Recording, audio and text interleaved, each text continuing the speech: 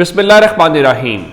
लाखों करोड़ों दुरूदो सलाम मोहम्मद मुस्तफ़ा सल्लल्लाहु अलैहि वसल्लम और आले मोहम्मद पर। मैं हूँ उमर दराज गोंदल। पाकिस्तान तहरीक इंसाफ 8 सितंबर को इस्लामाबाद में जलसा करने जा रही है और पाकिस्तान तहरीक इंसाफ कह रही है कि वो हर सूरत जलसा करेगी। उसमें सिर्फ तब्दीली ये हुई है कि तरनौल की बजाय अब वो संगजानी के मकाम के ऊपर जलसा कर रहे हैं।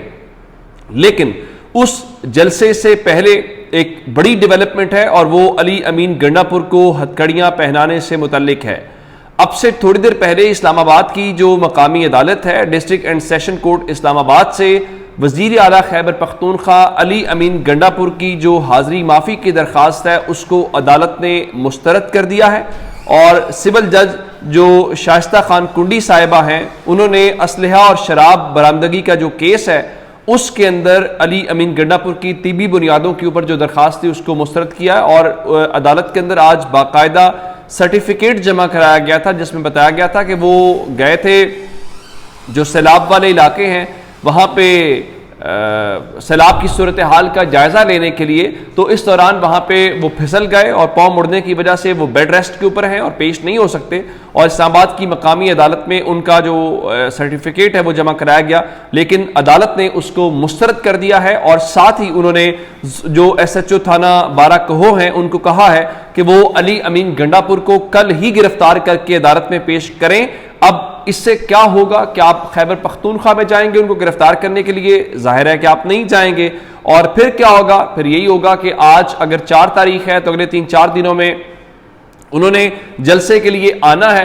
तो ये एक लिहाज से कहा जा सकता है कि शायद ये उनके ऊपर दबाव बढ़ाने का भी एक तरीका हो सकता है।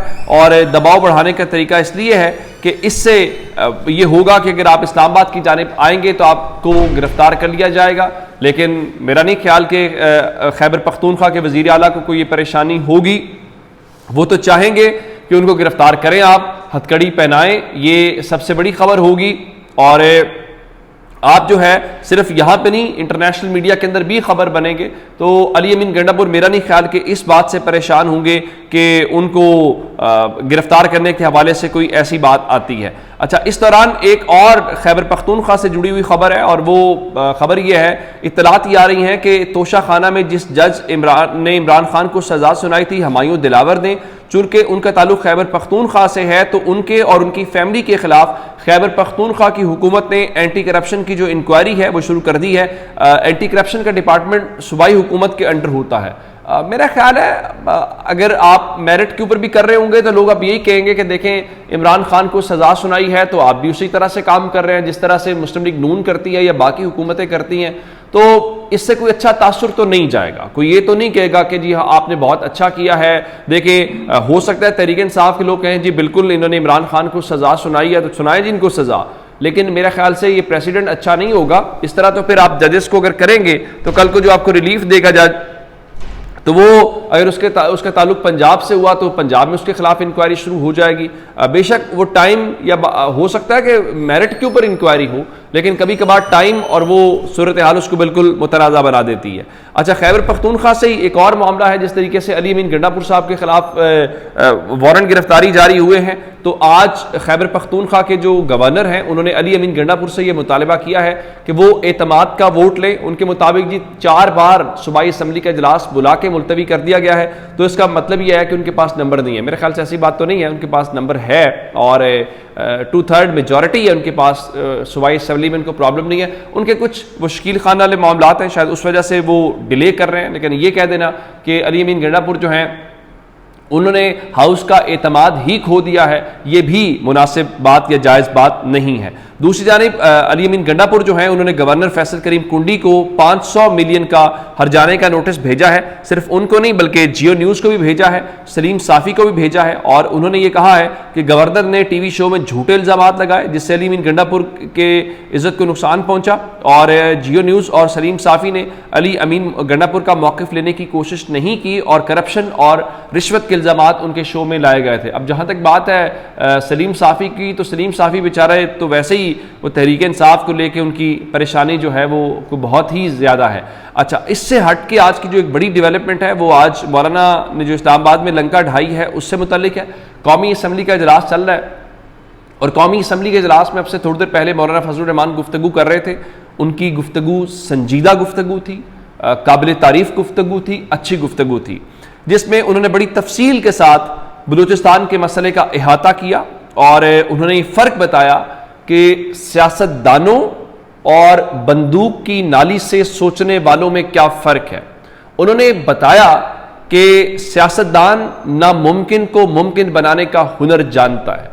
उन्होंने बड़ी तफसील के साथ बताया कि बलूचिस्तान में हालात क्या है। उन्होंने जो सरदार अख्तर मैंगल का इस्तीफ़ा है उसका जिक्र भी किया और उसकी वजह यह है कि उनके मुताबिक पार्लियामेंट अपना किरदार अदा करने में नाकाम हो गई है। और उन्होंने मौलाना फजलुर रहमान ने आज भी कहा कि सियासी लोगों की अहमियत ख़त्म की जा रही है और जो साइड लाइन किया जा रहा है सीनियर सियासी क़यादत को। और उन्होंने कहा कि सियासतदानों को बाइख्तियार बनाओ, अब भी वक्त है।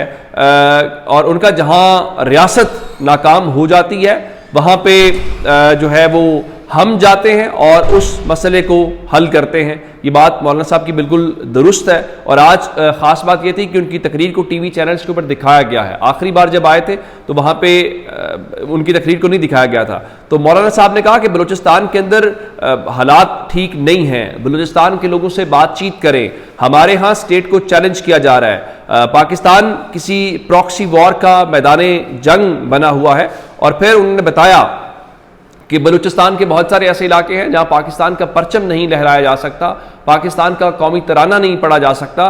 तो उन्होंने कहा कि इस मसले को संजीदगी से लिया जाना चाहिए, बलूचिस्तान में जो लापता अफराद का मसला है उसको हल किया जाना चाहिए। और जाहिर है कि वो क्या कह रहे थे, उनका कि क्या इस हुकूमत के पास इख्तियार है कि ये अपने फैसले खुद कर सके। फिर उन्होंने एक और लाइन बोली, उनका कि खुद को घंटा घर बना लेने से मसले हल नहीं होते और उनका हम जैसे तैसे भी हैं, फॉर्म 47 के हैं या 45 के हैं, डिफेक्टो ही सही काम तो हमसे लिया जाएगा ना। जब रियासत चाहेगी तरमीम कर लें तो यहाँ बैठे अरकान से तरमीम कराएंगे, इन्हीं से कानून बनाया जाएगा। तो हम इदारों के इस्तेमाल के लिए यहाँ पे नहीं बैठे हुए। और उन्होंने आज बड़ी, उनका मेरी ये बातों को सिर्फ तकरीर ना लिया जाए, इसको बड़ी संजीदगी के साथ और मसले के हल की नज़र से देखा जाए। और दूसरी जानिब सरदार अख्तर मैंगल के हवाले से बताया जा रहा है कि उनका इस्तीफ़ा तो आया, अब उनके जो सेनेट में लोग हैं वो भी इस्तीफ़ा दे सकते हैं, जो कि अच्छी बात नहीं है। आज तहरीक इंसाफ का वफ़द जाके सरदार अख्तर मैंगल साहब से मिला है, जिसमें उमर अयूब साहब अपोजिशन लीडर खुद थे, जिसमें असद कैसर साहब थे, दीगर लोग थे। उन्होंने उनको कहा है कि आप मेहरबानी करें और आप जो है वो अपना इस्तीफ़ा वापस लें। फिर इतलात ये है कि हुकूमत का वफ़द भी आज जाएगा राना सनावला की क़यादत के अंदर और वो पार्लियामेंट लॉजेस के अंदर उनसे मुलाकात करेंगे और उनसे कहेंगे कि आप मेहरबानी करें, आप इस्तीफ़ा वापस दें। ये अच्छी बात है। और हमें जो लोग पार्लिमानी सियासत के ऊपर यकीन रखते हैं, जो हिस्सा लेते हैं, जो रियासत के साथ जुड़े हुए, उनकी बात सुननी चाहिए। और दूसरी सच्ची बात तो ये है कि पाकिस्तान को, सिर्फ बलूचिस्तान को नहीं, पाकिस्तान को ही, पूरे के पूरे पाकिस्तान को उन लोगों के हवाले करो जो इस मुल्क की हकीकी क़यादत है, जिनको लोग मुंतखब करते हैं। आपके बस की बात नहीं है, आप तजर्बात बंद करें, खुदारा इस मुल्क को चलने दें। आपसे नहीं चल पाएगा, आप नहीं चला पाए, आप नहीं चला पाएंगे। और हमने देखा है ताकत के ज़ोर पे, डंडे के ज़ोर पे मुल्क नहीं चलते। हम 71 का दुख और तकलीफ बर्दाश्त कर चुके हैं। अब पाकिस्तान को खुदा के वास्ते आगे बढ़ने दिया जाए। और आज की सूरत हाल देखिए, डाला वाली खबर जो मैं आपको कह रहा हूँ, 190 मिलियन पाउंड केस की समाअत है। और आपने वहाँ पे क्या किया, पहले आपने चैनल्स के ऊपर दबाव डाला और चैनल्स को कहा गया कि आप अपने रिपोर्टर्स को तब्दील कर दें। कुछ चैनल्स ने कर भी दिया और जिन्होंने तब्दील नहीं किया उनके हवाले से क्या किया कि आज आपने 4-5 जो चैनल्स के रिपोर्टर हैं सिर्फ उनको इजाज़त दी।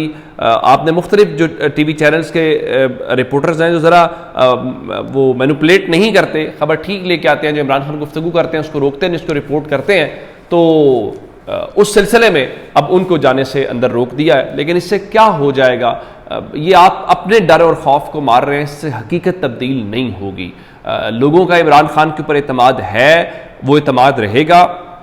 वो ब्लैकआउट करने से, ये करने से अगर होना होता तो अब तक ये आपका तजर्बा कामयाब होता। इल्ला माशाल्लाह बाकी तजर्बों की तरह आपका ये तजर्बा भी नाकाम हो गया है। तो अपना बहुत सारा ख्याल रखिएगा। खुदा हाफिज़।